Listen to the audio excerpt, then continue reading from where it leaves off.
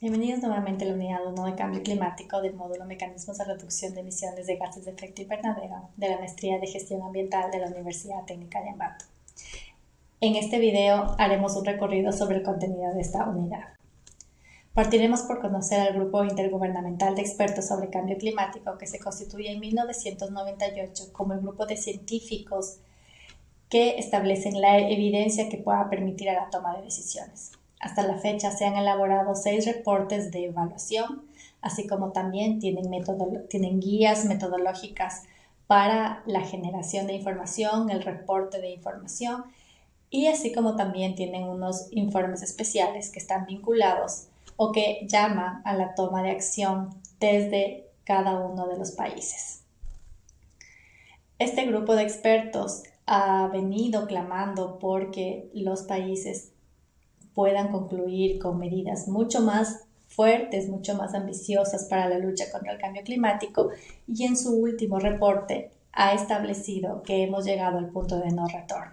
Es decir, que hasta la fecha todas las afectaciones que se han generado por el cambio climático se van a mantener y nuestra lucha será porque éstas no se intensifiquen. Cuando nosotros hablamos sobre cambio climático, existen ciertas imprecisiones vinculadas a su terminología.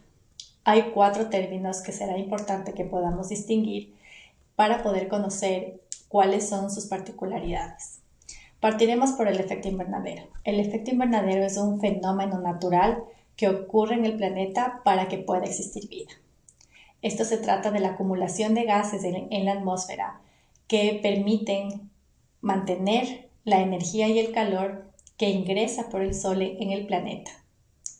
Por otro lado, tenemos el calentamiento global, que al incrementarse estos gases, que por el efecto invernadero se denominan gases de efecto invernadero, porque hacen el mismo efecto que hace un invernadero en el sector agrícola, por ejemplo. En el momento en el que la capa de estos gases se incrementa, la cantidad de energía y calor que ingresa por el Sol se mantiene atrapada en el planeta, lo que hace que incremente su temperatura. Por otro lado, tenemos a la variabilidad climática, que son todos aquellos cambios en el sistema climático que se da de manera natural. El clima es una configuración de muchas variables y normalmente tiene fenómenos vinculados a su variabilidad climática normal. Uno de ellos es, por ejemplo, el fenómeno del Niño. Y tenemos por otro lado al cambio climático, que son las alteraciones en el sistema climático que es provocado por las actividades humanas que generan estos gases de efecto invernadero que se acumulan en la atmósfera, incrementan la temperatura del planeta y alteran todo el sistema climático. Por ello, la emisión de gases de efecto invernadero se vuelve fundamental en el momento de hablar de este problema. Y para ello será importante poder conocer de dónde vienen o cuáles son las fuentes que generan estos gases.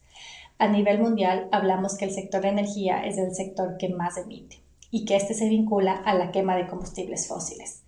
La segunda causa es el cambio de uso del suelo vinculado particularmente con la deforestación. Pero cuando estamos hablando de cambio climático y cuando hablamos de la generación de gases de efecto invernadero, es importante volver al ciclo del carbono. El ciclo del carbono, así como muchos otros elementos, se va constantemente cambiando en los distintos elementos del planeta.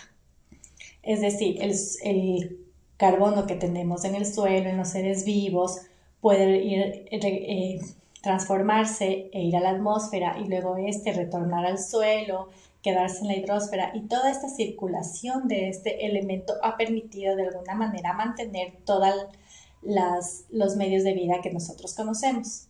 La alteración de este ciclo, la concentración de este elemento en ciertas zonas del planeta hace que este problema del cambio climático se dé. Por ello, será importante que podamos revisar cómo funciona el ciclo del carbono, por un lado, en periodos cortos de tiempo, pero también poder revisar este cambio que se da en el ciclo del carbono en periodos mucho más amplios de tiempo, y que esto de alguna manera nos ayude a entender cómo es que se da a cabo o cómo es que se produce el cambio climático. Ahora, los gases de efecto invernadero ¿Todos tienen la misma capacidad de afectación? La respuesta es no. Existe una lista de cientos de gases de efecto invernadero que se han registrado y que tienen distintos potenciales de calentamiento global. Este potencial de calentamiento global es calculado tomando en cuenta como referencia el dióxido de carbono, que es el principal gas de efecto invernadero cuando hablamos de cambio climático. Es decir, se hace una comparación de los gases en un periodo de tiempo. Por ejemplo, el metano tiene 28 veces un mayor potencial de calentamiento global en un periodo de 100 años que el dióxido de carbono. Es decir, que cuando nosotros hablamos de una tonelada de metano, eso equivale a 28 toneladas de dióxido de carbono. Esto será importante tomar en cuenta, sobre todo cuando nosotros hablemos de cómo cuantificamos las emisiones de gases de efecto invernadero. Por otro lado, tenemos también que se ha registrado la concentración de CO2 equivalente en la atmósfera por récords nunca antes vistos en la historia de la Tierra. Hemos superado los 400 partes por millón de concentración de CO2 equivalente en la atmósfera. Y finalmente, será importante que podamos distinguir entre dos líneas de intervención que el cambio climático nos plantea. La una, que es la adaptación, que son todas aquellas acciones que se emprenden para poder enfrentar los riesgos climáticos. Esto se puede dar mediante la reducción de la exposición de elementos, la reducción de la vulnerabilidad de estos y el incremento de la capacidad adaptativa.